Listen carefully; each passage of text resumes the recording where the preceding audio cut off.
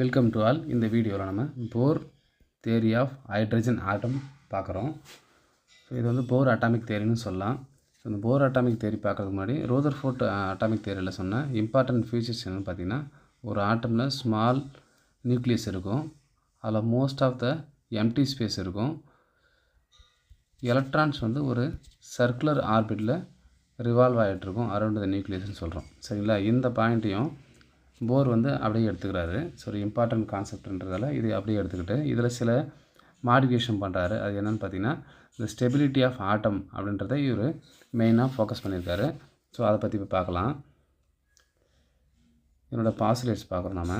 அது Bohr modified Rutherford model to explain atomic stability and line spectra. So Bohr theory எதுக்கு main ஆனால் use ஆகுதுன்னு பார்த்தீங்கன்னா, atomic ஸ்டெபிலிட்டியை எக்ஸ்ப்ளனேஷன் கொடுக்குறதுக்கும் லைன் ஸ்பெக்ட்ராவை எக்ஸ்பிளைன் பண்ணுறதும் யூஸ் ஆகுது. இதில் ஃபஸ்ட்டு பாஸ்லேட்ஸ் பார்த்திங்கன்னா, ஸ்ட்ரக்சர் ஆஃப் ஆட்டம். ஆட்டமோட சிம்பிள் ஸ்ட்ரக்சர் நம்ம என்ன சொல்லணும்னா, மையத்தில் நியூக்ளியஸ் இருக்குது, அதை சுற்றி எலக்ட்ரான் வருதுன்னு சொல்கிறோம் இல்லைங்களா, அதாங்க சொல்கிறாரு. Atom consist of a small positive charge nucleus. Almost the entire mass of the atom is concentrated in a nucleus. ஆட்டமோட மாஸ் ஃபுல்லாக எங்கே இருக்குன்னா நியூக்ளியஸில் தான் இருக்கும். ஸோ எலக்ட்ரானோட மாஸ் வந்து நம்ம வந்து குறைவாக இருந்தாலும் அதை நெக்லெக்ட் பண்ணிடலாம். ஸோ நெக்ஸ்ட்டு பாஸ்லேஸ் பார்த்தீங்கன்னா, பெர்மிட்டட் சர்க்குலர் ஆர்பிட்.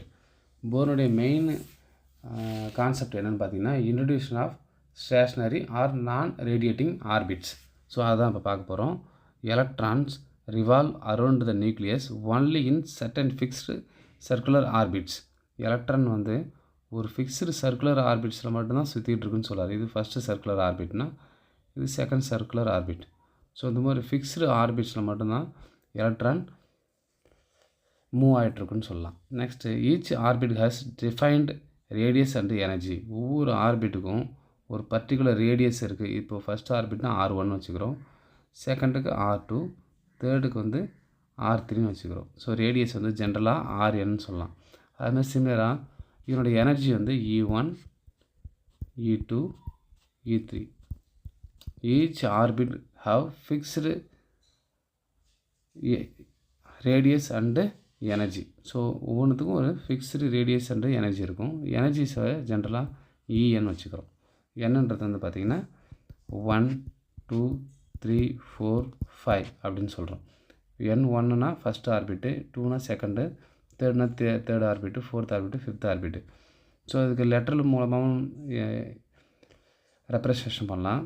இப்போ 1ன்றது வந்து கே ஷெல்லுன்னு சொல்லுவாங்க, அடுத்து எல், எம், என், ஓ இந்த மாதிரி போயிட்டே இருக்கும். சரிங்களா? ஸோ இந்த ஆர்பிட்ன்றதை நம்ம ஷெல்லுன்னு சொல்லலாம், கூடுன்னு சொல்லலாம். தீஸ் ஆர்பிட், நெக்ஸ்ட் பாயிண்ட் பாருங்கள், these orbit are called permitted or allowed orbit. இது வந்து பெர்மிட்டட் ஆர்பிட்னு சொல்லலாம், ஆர் அலோடட் ஆர்பிட்னு சொல்லலாம். மற்றபடி எப்படி சொல்லலாம்னா நான் ரேடியேட்டிங் ஆர்பிட்ஸ். அப்போ அதுக்கு என்ன மீனிங்னு பார்த்தீங்கன்னா, இந்த ஆர்பிட்டில் எலக்ட்ரான் சுற்றி வரும்போது அது எனர்ஜியை கெயின் பண்ணாது, அதே போல் வந்து எனர்ஜியை லாஸும் பண்ணாது. ஸோ அதனால் இது வந்து நான் ரேடியேட்டிங் ஆர்பிட் அப்படின்னு சொல்கிறோம்.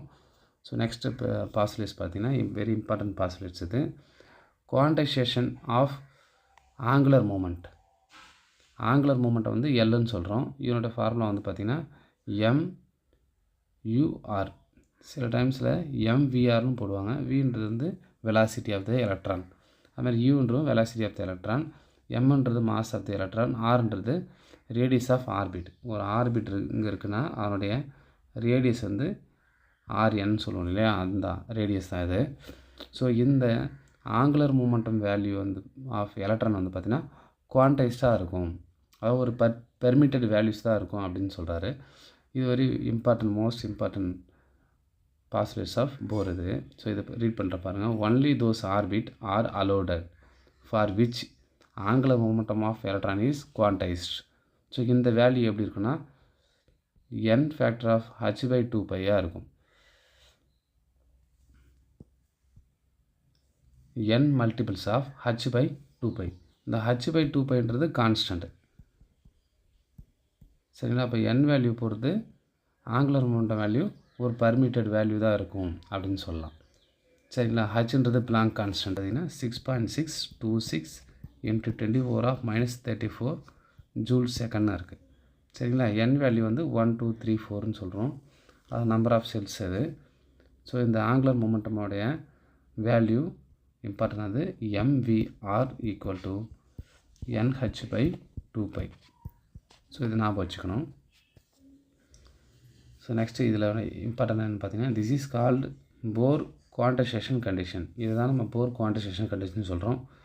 n is principal quantum number. Principal quantum number reduce பண்ணது வந்து போரு, அது நம்பர் ஆஃப் செல்ஸ்ன்னு சொல்லலாம். நெக்ஸ்ட்டு பாசிட்டிவ்ஸ் வந்து பார்த்திங்கன்னா stationary or non radiating orbits. So இதை சொல்கிறேன் பாருங்கள். Electron in permitted orbit do not emit energy.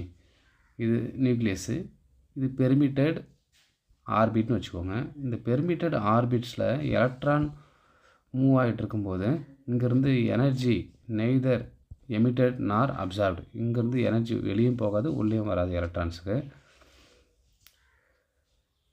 So hence the orbit called stationary state. So இது வந்து ஒரு நிலையான பாதைன்னு சொல்கிறாங்க, ஸ்டேஷ்னரி ஸ்டேட்டுன்னு சொல்கிறாங்க. ஸோ இது எதை எக்ஸ்பிளேஷன் பண்ண கொடுக்குதுன்னா, this explains stability of atom. So ரூதர்ஃபோர்டில் இருக்கிற மெயின் ஃபெயிலியர்ஸ் வந்து இது தான். எலக்ட்ரான் வந்து மூவ் ஆகிட்டுருக்குன்னு சொல்கிறாரு. ஆனால் ஒரு சார்ஜ்டு பார்ட்டிகள் மூவ் ஆகும்போது இங்கேருந்து எனர்ஜி என்ன ஆகும்னா ரேடியேட் ஆகணும். அப்படி ரேடியேட் ஆகும்போது அதோட எனர்ஜி குறைஞ்சிக்கிட்டு அந்த சைஸ் ஆஃப் த ஆர்பிட் வந்து குறைஞ்சிக்கிட்டே வரும்.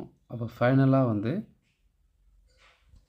எலக்ட்ரான் கொலாப்ஸ் வித் நியூக்ளியஸ் அப்படின்றது தான் வந்து ரூதர்ஃபோர்டோட ஃபெயிலியரு. அந்த ஃபெயிலியரை வந்து இது ஓவர் கம் பண்ணியிருக்கு. நெக்ஸ்ட்டு பாசிலேட்ஸ் பார்க்குறோம். Emission and absorption of radiation. Energy is emitted when electron jump from higher orbit to lower orbit. So higher ஆர்பிட்னால் இது ஒரு செகண்ட்னு வச்சுக்கோங்களேன், 2 அதுக்கு உள்ளே வந்து 1 இருக்குது. அப்போ எலக்ட்ரான் இங்கேருந்து இங்கே ஜம்ப் ஆகும்போது இதுக்கு இடைப்பட்ட இந்த எனர்ஜி வந்து ரேடியேஷனாக எமிட் ஆகும். சரிங்களா. அதே போல் பார்த்தீங்கன்னா energy is absorbed when electron jump from lower orbit to higher orbit. So இங்கே வந்து இது செகண்டு, இது ஃபஸ்ட்டுன்னு வச்சுக்கோங்க. இப்போ ஃபஸ்ட்லேருந்து எலக்ட்ரான் செகண்டுக்கு ஜம்ப் ஆகுதுன்னா அப்போது இதுக்கு கரஸ்பாண்டிங்கான எனர்ஜி வந்து அப்சார்ப் ஆகும், எனர்ஜி அப்சார்ப் ஆகும். இதுதான் சொல்கிறோம். சரிங்களா. Energy is absorbed when electron jump from lower orbit to higher orbit. லோவிலேருந்து ஹைக்கு போனால் எனர்ஜி அப்சார்ப் ஆகும், ஹையிலேருந்து லோவுக்கு வந்தால் எனர்ஜி வந்து எமிட்டட் ஆகும். ஸோ அந்த டிஃப்ரென்ஸ் எனர்ஜி வந்து சேஞ்சஸ் ஆகாது. 2லேருந்து 1க்கு போகிறோம், 1லேருந்து 2க்கு போகிறோம். எப்படி போனாலும் எனர்ஜி வந்து சேஞ்சஸ் ஆகாது. அதை நம்ம அது எப்படி சொல்லலாம்னா E final minus E initial. ஃபைனல்லேருந்து இனிஷியல் கழிச்சிடுறோம். இந்த டிஃப்ரென்ஸ் எதுக்கு ஈக்குவலாக இருக்குன்னா ஹச் நியூக்கு ஈக்குவலாக இருக்கும். ஹச்ன்றது பிளாங்க் கான்ஸ்டன்ட்டு, நியூன்றது ஃப்ரீக்குவென்சி. சரிங்களா. So this is Bohr frequency condition. இதை வந்து போர் ஃப்ரீக்குவென்சி கண்டிஷன் சொல்கிறோம். ஸோ நெக்ஸ்ட்டு வந்து பார்த்திங்கன்னா இதை நம்ம சம்மரைஸ் பண்ணி சிம்பிளாக சொல்லலாம்.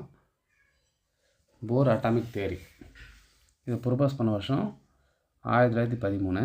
இது இம்பார்ட்டன்ட் பாஸ்டுலேஷன் நம்ம ரீகால் பண்ணுற பாருங்கள். Electron revolve in fixed circular orbit or stationary ஸ்டேட்னு சொல்கிறோம். Each orbit has defined energy and radius. No radiation when electron is permitted orbit. ஒரு பெர்மிட்டட் ஆர்பிட்டில் இருக்கும்போது அங்கே வந்து எந்த ரேடியேஷனும் எமிட் ஆகாது. Radiation absorbed or emitted only during transition. டிரான்சிஷனாக ஒரு எலக்ட்ரான் ஒரு இடத்துலேருந்து இன்னொரு இடத்துக்கு நகரும்போது இங்கேருந்து இங்கே போகும்போது ரேடியேஷன் அப்சார்ப் ஆகும் ஆர் எமிட் ஆகும். ஸோ அந்த டிஃப்ரென்ஸ் வந்து டெல்டா ஈன்னு சொல்கிறோம், equal to h nu. So இம்பார்ட்டண்டான ஃபார்முலாஸ் இப்போ நம்ம பார்க்க போகிறோம். என்னென்னு பார்த்தீங்கன்னா angular momentum mvr equal to nh/2π. mvr equal to nh/2πன்னு சொல்கிறோம். சிமிலராக ரேடியஸ்க்கான ஃபார்முலா வந்து பார்த்திங்கன்னா n²h²/4π² me²zன்னு சொல்கிறோம். சரிங்களா. ஸோ இதில் n வேல்யூ z வேல்யூ 1ன்னு வச்சுக்கிட்டோம்னா அதான் ஹைட்ரஜனுக்கு ஆரோட வேல்யூ வந்து பார்த்திங்கன்னா 0.529 கிடைக்கும் ஆம்ஸ்டாங்கில். ஸோ இது வந்து என்னென்னு பார்த்தீங்கன்னா போர் ரேடியஸ்ன்னு சொல்கிறாங்க.